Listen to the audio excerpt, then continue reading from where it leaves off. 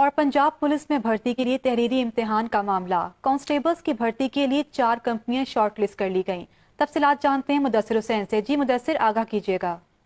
جی بالکل، پنجاب پولیس میں کانسٹیبل کی بھرتی کے لیے 4 کمپنیاں شارٹ لسٹ کر لی گئی ہیں۔ تحریری امتحان لینے کے لیے شارٹ لسٹ کی گئی کمپنیوں سے ایک کمپنی کو منتخب کیا جائے گا۔ آئی جی پنجاب انعام غنی کی طرف سے بنائی گئی اعلیٰ سطحی کمیٹی ایک کمپنی کو منتخب کرے گی۔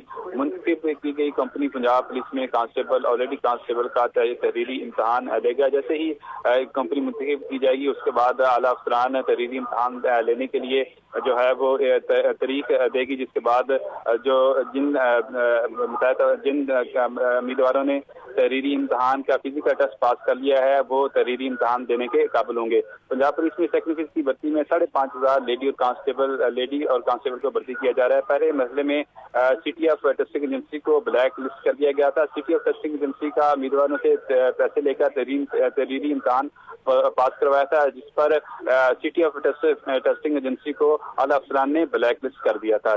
جی بہت شکریہ مدثر، ہمیں آگاہ کرنے کے لیے۔